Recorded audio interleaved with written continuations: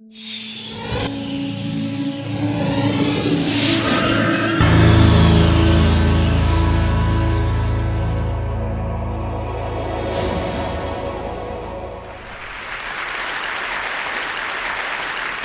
name is Ursus Wehrli, and I would like to talk to you this morning about my project, Tidying Up Art.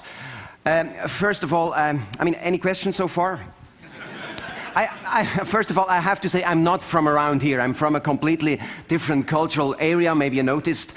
I'm wearing a tie, first, and secondly, I'm a little bit nervous because I'm speaking in a foreign language now, and I want to apologize in advance for any mistakes I might make, because I'm from Switzerland, and I just don't hope you think this is Swiss German I'm speaking now here. This is just what it sounds like if we Swiss try to speak American.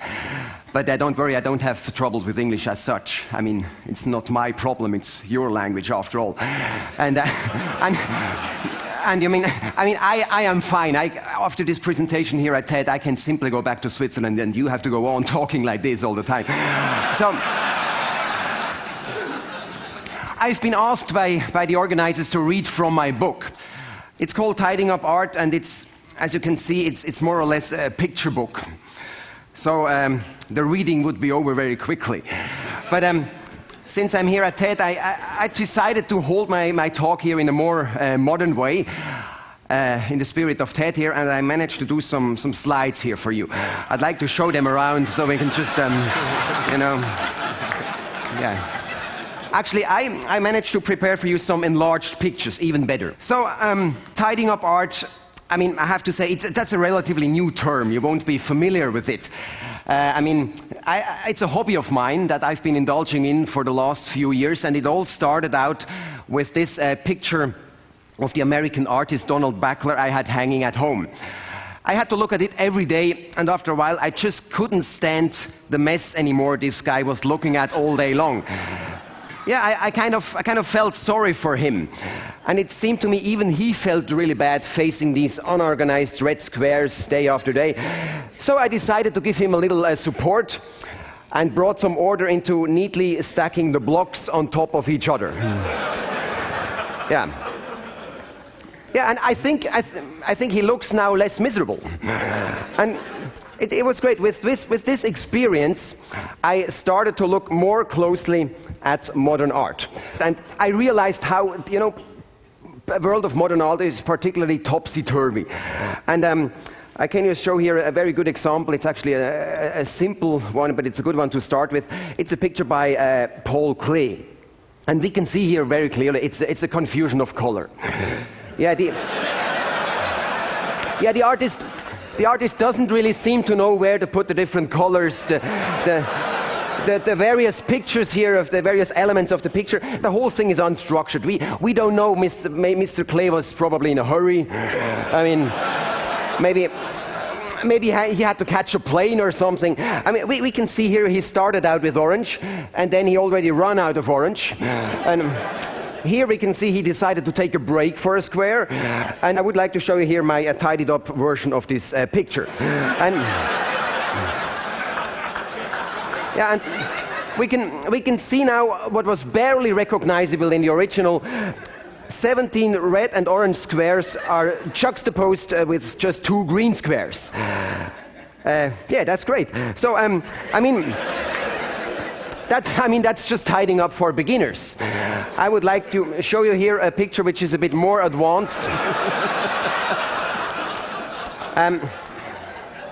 What can you say? What a mess. You see, everything seems to have been scattered aimlessly around the space. If my room back home had looked like this, my mother would have grounded me for 3 days. So I wanted to reintroduce some structure into that picture. And yeah, that's really advanced tidying up. Yeah, right. Yeah, you're right. Sometimes people clap at this point, but that's actually more in Switzerland.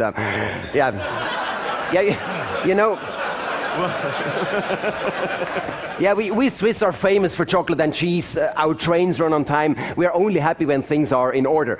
But to go on, here is a very good example to see. This is a picture by Joan Miró, and yeah, we can see here the artist has drawn a few lines and shapes and dropped them any old way onto a yellow background. And yeah, it's the sort of thing you produce when you're doodling on the phone. And so, and here's my, you can see, now the whole thing takes up far less space. It's more economical and also more efficient. I mean, with this method, Mr. Miro could have saved canvas for another picture. So, but I can see in your faces that you're still a little bit skeptical. So, so that you can just appreciate how serious I am about all this, I brought along the patent specifications for some of these works, because I've had my working methods patented at the Eidgenössische Amt für Geistiges Eigentum in Bern, Switzerland.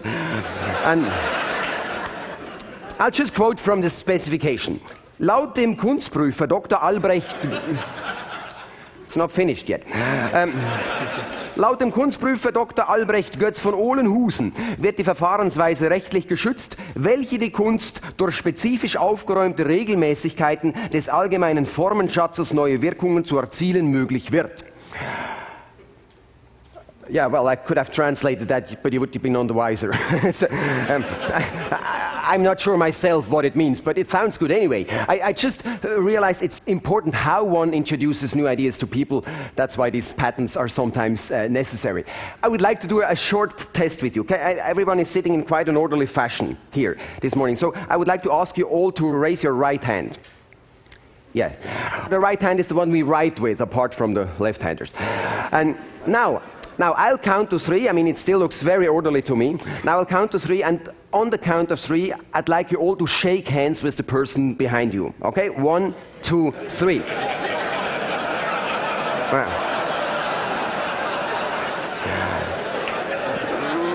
Yeah, you can see now, even, yeah, it's a good example, even behaving in an orderly, systematic way can sometimes lead to complete chaos. So, yeah, but we can also see that very clearly in this next painting. This is a painting by the artist Niki de Saint-Phal. And I mean, in the original, it's completely unclear to see what this tangle of colors and shapes is supposed to depict. But in the tidied up version, it's plain to see that it's a sunburned woman playing volleyball. Yeah, it's... But actually,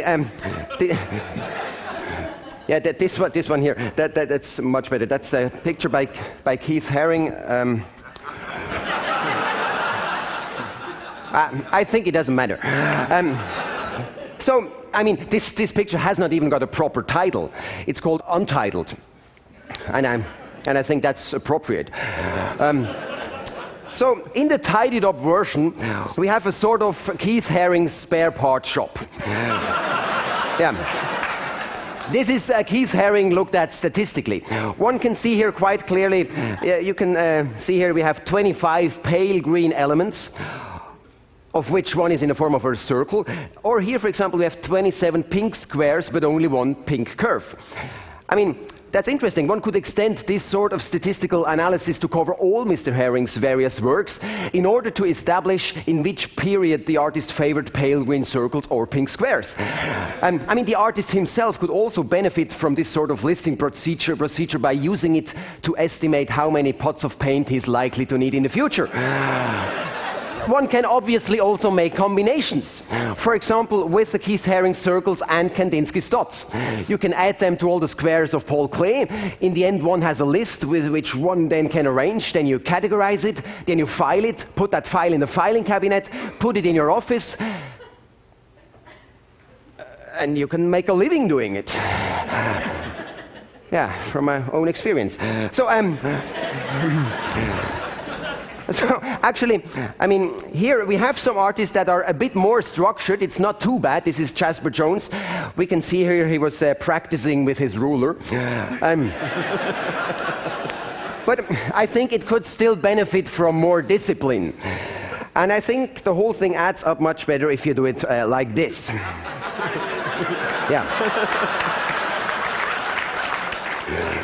So, and here that's one of my favorites. Tidying up René Magritte, this is really fun. You know, I'm always being asked what inspired me to embark on all this. It goes back to a time when I was very often staying in hotels. So once I had the opportunity to stay in a ritzy 5-star hotel, and you know, there you had this, I had this little sign. I put this little sign outside door every morning that read, "Please tidy room."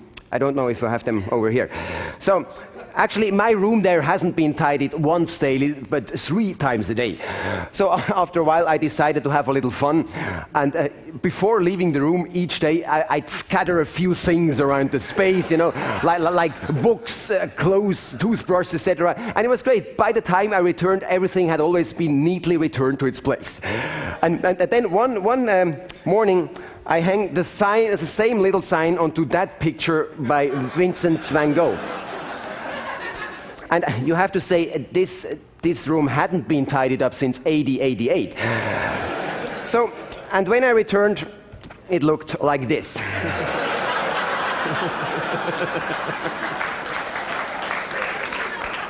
Yeah, at least it's now possible to do some vacuuming. Okay, I mean, I can see there are always people that reacting that one or another picture hasn't been properly tidied up. So we can make a short test with you. This is a picture by René Magritte, and I'd like you all to inwardly, like in your head, that is, to tidy that up. So it's possible that some of you would make it like this. Yeah, I would actually prefer to do it more this way. Some people would make apple pie out of it. But it's a very good example to see that the whole work was more of a handicraft endeavor that involved the very time-consuming job of cutting out the various elements and sticking them back in new arrangements. And it's not done, as many people imagine, with the computer. Otherwise, it would look like this. Yeah. So, now I've been able to tidy up pictures that I wanted to tidy up for a long time.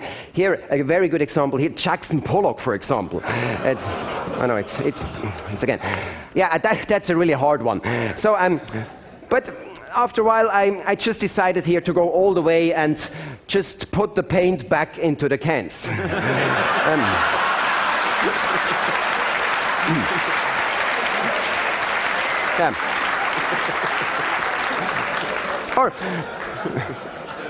Yeah. Or you could go into 3-dimensional art.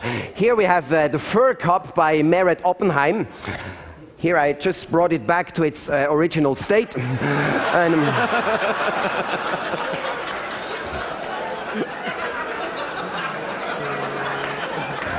but yeah. And it's great. You can even go, you know, or we have this this pointillism movement. For those of you who are like into arts, pointillism movement is that kind of paintings where everything is broken down into dots and pixels, and this sort of thing is ideal for tidying up. So I once applied myself to the work of the inventor of that method, Georges Seurat, and I collected together all his dots. And now they're all in here. Yeah. You can count them afterwards if you like. And here, yeah, you see, that's a wonderful thing about the tidy up art idea. It's new, so there is no existing tradition on it. There is no textbooks, and I mean, not yet anyway. I mean, it's the future we will create. So, but to round things up, I would like to show you just one more. This is the Village Square by Peter Bruegel. That's how it looks like when you send everyone home.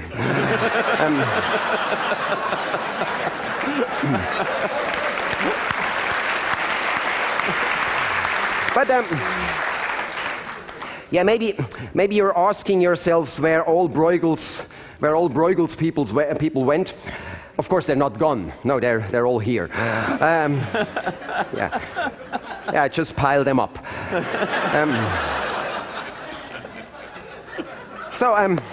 Yeah, actually, I'm kind of finished at that moment. And for those who want to see more, I've got my book downstairs in the bookshop. So, and I'm happy to sign it for you with any name of any artist. And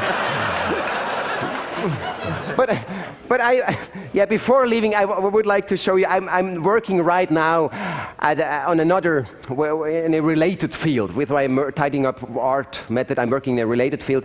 And I started to bring some order into some flags. And here, that's my new proposal here for the Union Jack. And then maybe before I leave you, I think after you have seen that, I have to leave anyway. That was a hard one. So I couldn't find a way to tidy that up properly. So I just decided to make it a little bit more simpler. Thank you very much.